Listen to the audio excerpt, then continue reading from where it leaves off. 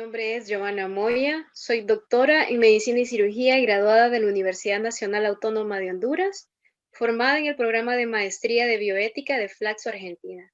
Hoy vamos a tocar un tema muy importante que son los aspectos éticos de la telemedicina. Espero que sea de mucho provecho y que hagamos una reflexión sobre cómo estamos implementando la telesalud y la telemedicina en nuestras funciones diarias. Así que les traje una presentación y vamos a comenzar.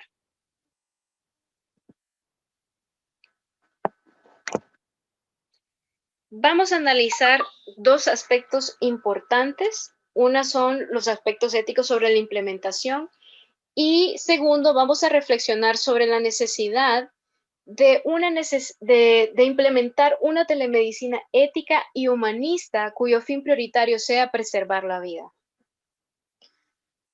Vamos a comenzar con una definición. Según la Sociedad Americana de Telemedicina, por sus siglas en inglés ATA, la define como el intercambio de información médica entre dos sitios a través de comunicaciones electrónicas con el objetivo de mejorar el estado de salud de un paciente. Sabemos que la telemedicina es una de las ramas más destacadas de la telesalud. Específicamente, una teleconsulta es la interacción no presencial entre un médico y un paciente con el fin de brindar asesoramiento diagnóstico o terapéutico a través de medios electrónicos y permite la evolución y la evaluación, el monitoreo y el seguimiento de los pacientes ambulatorios. En sí, la telemedicina ha representado un beneficio para todos aquellos pacientes que por diferentes razones no tienen acceso a una atención presencial. Y esto puede aplicarse en todos aquellos casos que tienen mayor riesgo, pero no están seriamente enfermos y que necesitan un control clínico adecuado. Y con la telemedicina nosotros podemos detectar el agravamiento de una enfermedad. También podemos ayudar a ordenar la asistencia en aquellos momentos cuando existe una elevada demanda. También contribuimos a reducir visitas innecesarias a urgencias y disminuimos los costos relativos de movilización de los pacientes. También a través de la telemedicina ofrecemos un apoyo educativo al enfermo y a la familia. Es por esta razón que la telemedicina ha entrado en auge durante la pandemia. Muchas veces consideramos que la telemedicina durante muchos años iba a representar una aceptación a futuro. Sin embargo, la pandemia ha prestado ese momento para que la telemedicina sea muy importante en la atención médica durante este tiempo que hemos atravesado de una crisis sanitaria a nivel mundial. Sabemos que la consulta presencial entre el médico es la regla de oro de la atención clínica. Las tecnologías de la comunicación, perdón, y de la información no vienen a sustituir esa relación médico-paciente, esa atención presencial entre un paciente y un prestador de servicios de salud, sino que viene a prestar una nueva manera de ejercer la medicina. No es sustituirla, es prestar un beneficio directo a los pacientes que no pueden ver a un médico oportunamente por inaccesibilidad, por una larga distancia, por una discapacidad, por un empleo, por compromisos familiares, por costos de movilización, por los horarios de los médicos, entre muchos otros factores. Hay que considerar que hay algunas circunstancias de la atención médica que no podrán ser realizadas a través de la telemedicina. Es importante determinar cuándo es una opción y cuándo se amerita una atención presencial. Siempre es importante valorar los beneficios y disminuir los riesgos para la salud de los pacientes. En cuanto a la relación médico-paciente, la Asociación Médica Mundial reconoce que existen muchos problemas éticos y legales que se plantean respecto a la implementación de la telemedicina, principalmente el gran dilema de la relación médico-paciente. Por eso es importante recalcar que los principios de la ética médica que son obligatorios para la profesión médica universalmente aceptados también deben ser respetados en la práctica de la telemedicina. El hecho de que la información que circula entre el médico y el paciente o entre médicos no se transmita en su presencia inmediata o dentro de los muros de un mismo edificio no anula la responsabilidad ética y legal que implica la práctica profesional. Independientemente de la modalidad, la práctica médica es una sola y debe estar fundamentada en la autonomía del paciente, en la beneficencia y la no maleficencia y sobre todo la justicia. Así que vamos a analizar la telemedicina desde el punto de vista de los principios. No vamos a poder abarcar todo, pero al menos vamos a comentar los puntos más importantes a considerar en estos momentos donde el auge de la telemedicina está avanzando cada vez más. Desde el punto de vista de la autonomía, el respeto a la dignidad humana debe prevalecer sobre la tecnología. Antes de brindar los servicios de salud a través de la telemedicina y como parte del respeto a la autonomía del paciente, se debe realizar el adecuado proceso de consentimiento informado. Sabemos muy bien que el consentimiento informado no solamente es un documento que sirve para guardar las espaldas del médico. Hay que cambiar el chip y recordar que el consentimiento informado es un proceso que inicia desde el momento que entramos en esa relación médico-paciente, desde ese momento que nuestro paciente está confiando en nosotros. ¿Y qué debemos explicar durante hacemos o realizamos el proceso de consentimiento informado? Bueno, hay que brindar toda la información de cómo funciona la telemedicina, cómo reservar citas. Tenemos que mencionar los aspectos de privacidad y confidencialidad. Tenemos que explicar también no solamente los aspectos positivos, sino también los negativos, como aquellos en los casos que puedan existir fallas tecnológicas. Tenemos que explicar sobre ciertos riesgos de filtración de información que son inherentes a ciertos tipos de comunicaciones electrónicas. Tenemos que brindar toda la información necesaria y tenemos que evaluar que nuestros pacientes que están del otro lado de esas tecnologías de la comunicación y la información han comprendido a cabalidad toda la información transmitida. Tenemos que cerciorarnos que todos los consejos han sido comprendidos y que van a seguir a cabalidad todas las indicaciones de tal forma que podamos dar un seguimiento y de esa manera nosotros vamos a garantizar el seguimiento y la continuidad de la atención médica. Algo que debe quedar claro es que el consentimiento informado debe realizarse de forma clara y comprensible y así como nosotros lo realizamos de manera presencial, tenemos que bajar nuestro nivel educativo al nivel educativo del paciente. Hay que asegurarnos que el paciente sepa leer y escribir. Hay que asegurarnos que el paciente pueda estar dentro de todas sus competencias y está comprendiendo toda la información. Esa es responsabilidad del personal de salud. El proceso de consentimiento informado también debe quedarnos claro que no solamente se refiere a lo que pueda ocurrir durante la atención médica, así como es de forma presencial, también de forma virtual. Involucra todo lo que puede ocurrir después, es decir, posteriormente. ¿Qué va a suceder con esos registros de información? ¿Qué va a suceder con la información del paciente, con los exámenes, imágenes médicas, etcétera? Tenemos que explicar muy bien a los pacientes si nosotros vamos a utilizar algún tipo de información para una investigación, si nosotros solamente vamos a almacenar esa información y cómo la vamos a almacenar.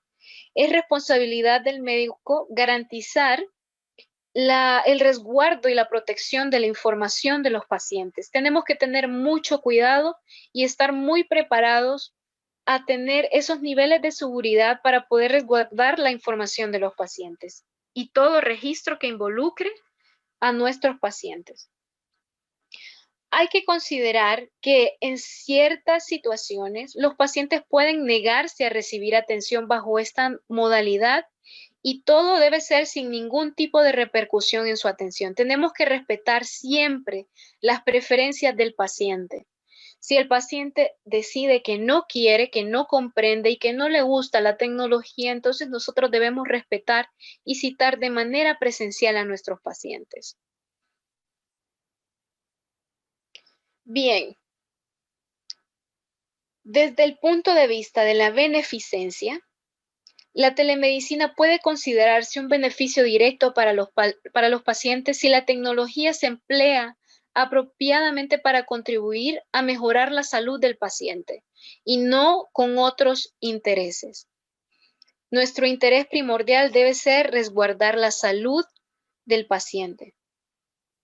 Gracias a la capacidad de acortar distancia y de acelerar la comunicación entre el médico y el paciente, la telemedicina lleva en sí la posibilidad de reducir la demora en la asistencia médica.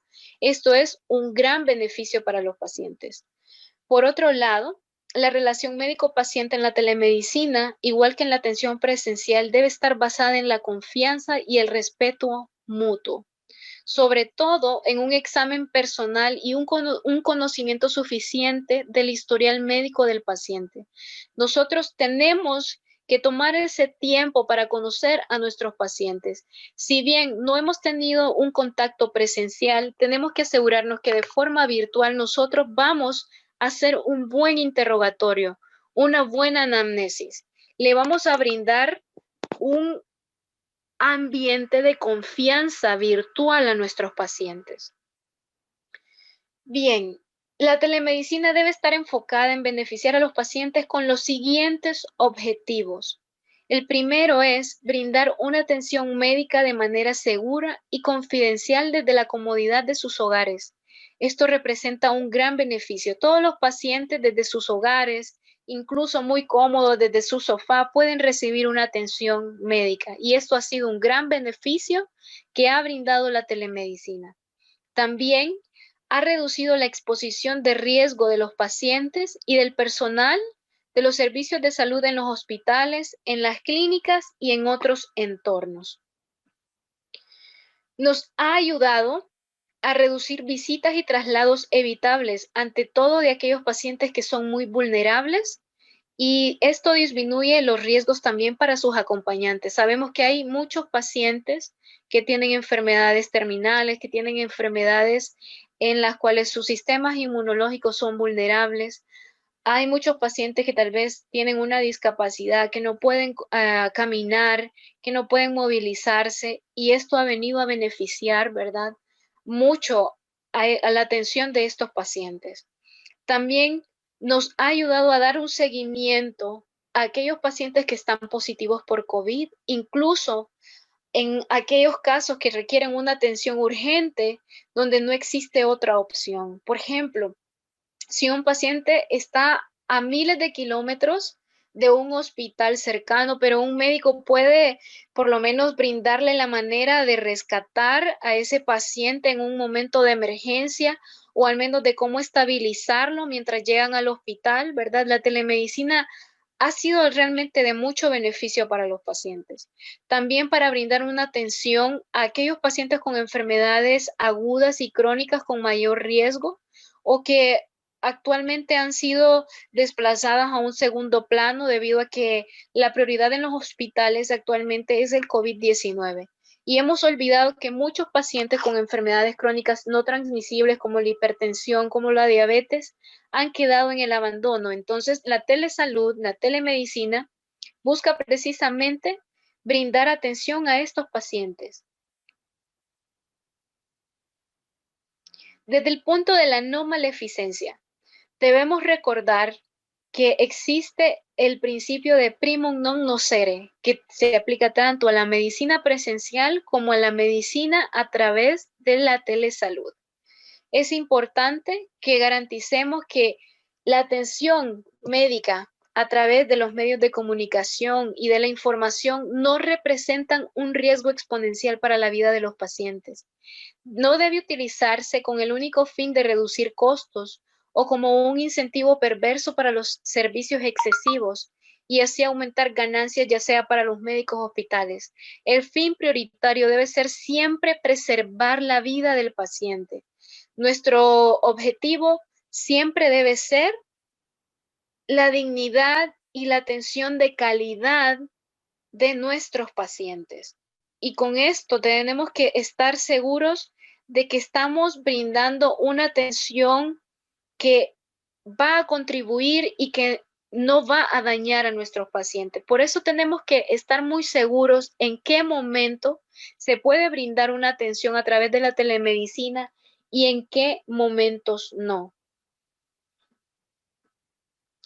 Desde el punto de vista ético y legal, se debe tener presente un aspecto fundamental. Tanto el médico general como especialista o cualquier profesional de la salud que está brindando atención a través de la telemedicina son responsables integralmente de los pacientes.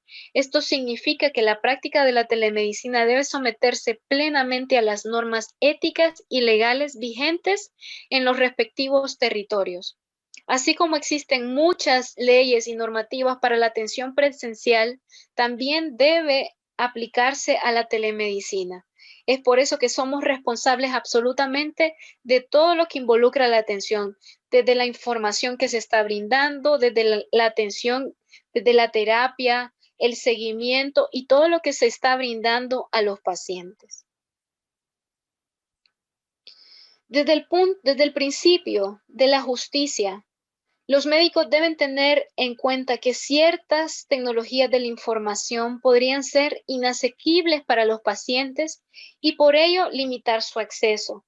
Por esta razón, todos los profesionales de la salud que implementen la telemedicina tienen la obligación de atender a todos sin ningún tipo de discriminación, con la misma diligencia y solicitud. Es justamente el motor ético de la telemedicina atender a aquellos pacientes que están lejos o que no pueden acercarse al médico. Nunca los telepacientes deben recibir un trato de inferior calidad. Deben gozar de los mismos derechos que desde la ética y la ley los protegen. Nunca debemos discriminar. Tenemos que asegurarnos que todos los pacientes que vamos a atender a través de la telemedicina cuenten con los medios electrónicos, que cuenten con la capacidad para recibir atención de manera virtual. En cuanto a aspectos legales, sabemos que en la mayoría de países latinoamericanos, en general no se ha legislado en lo que respecta a telemedicina. No existen regulaciones tanto éticas como legales y por eso es una necesidad prioritaria la creación de protocolos estándares que involucren los aspectos tanto éticos como legales que puedan guiar la responsabilidad del médico, el estado legal de las historias clínicas electrónicas, además de establecer normas para el funcionamiento adecuado de la telesalud. Hay muchos aspectos éticos que podríamos reflexionar, pero no nos ajusta el tiempo y espero que ustedes por su propia cuenta puedan estar buscando esa información sobre qué más podemos ir mejorando en la implementación de la telemedicina desde el punto de vista ético y legal. Hay muchas cosas que quedarán en el aire que todavía no se han discutido, que tal vez después de la pandemia podamos estar haciendo las reflexiones porque estamos en un momento donde todo está a prueba, donde se va buscando las mejoras, pero es después que ha pasado una crisis sanitaria cuando comienzan las reflexiones de qué cosas fallaron, de qué cosas se podrán mejorar y de qué cosas pues podrán continuar funcionando. En conclusión, la telemedicina no se trata de velar por el beneficio y los intereses de los que prestan los servicios de salud, sino de brindar una alternativa de atención en la que se establezca una relación estrecha del paciente con su médico de cabecera. Recordemos, tenemos que brindar total confianza a los pacientes, que ellos puedan aceptar que a través de las tecnologías de la información y la comunicación también se les puede brindar una atención de calidad. En la actualidad, muchas personas han tenido que recurrir a buscar orientación en bases de datos no confiables en Internet respecto a su salud. Y esto se puede solucionar con una telemedicina ética cuyo objetivo prioritario sea el beneficio directo de los pacientes. Recordemos que a través de la telemedicina nosotros podemos brindar una adecuada educación y asesoramiento respecto a sus diferentes patologías y así evitar que ellos sigan indagando en bases no confiables y así evitar que perjudiquen su salud. Por otro lado, la telemedicina se ha convertido en una carrera profesional en el ámbito de la salud a nivel internacional, por lo que la formación en este campo debe ser parte de la educación médica básica de cada país. Sabemos que actualmente existe la telemedicina como una carrera, como una maestría en diferentes países, pero no en todos. Y justamente en este momento que se está implementando la telemedicina, que está en auge debido a la pandemia, es cuando más necesitamos formarnos. Necesitamos capacitarnos más en aspectos éticos, en aspectos de funcionamientos, en aspectos técnicos, legales y etcétera acerca de la telemedicina. Por lo cual deben realizarse investigaciones más amplias que definan el papel que ha de jugar la telemedicina en esta y en futuras pandemias y los problemas éticos derivados. Así que esperemos que muchas personas se animen a investigar sobre la implementación de la telemedicina y así identificar ciertos problemas que a futuro se pueden mejorar. Y para concluir, necesitamos implementar una telemedicina ética que no ponga en riesgo la calidad de la atención clínica, que valoremos y que siempre valoremos más el humanismo, la confidencialidad, la seguridad de los pacientes y la continuidad de la atención médica. Espero que les haya gustado esta breve reflexión sobre los aspectos éticos de la telemedicina y espero que continúen formándose mucho porque necesitamos aprender y fortalecernos. Les dejo el link donde pueden leer el artículo de opinión que escribí acerca de la telemedicina ética en tiempos de COVID para Honduras. Muchas gracias y espero que sea de su agrado toda esta información.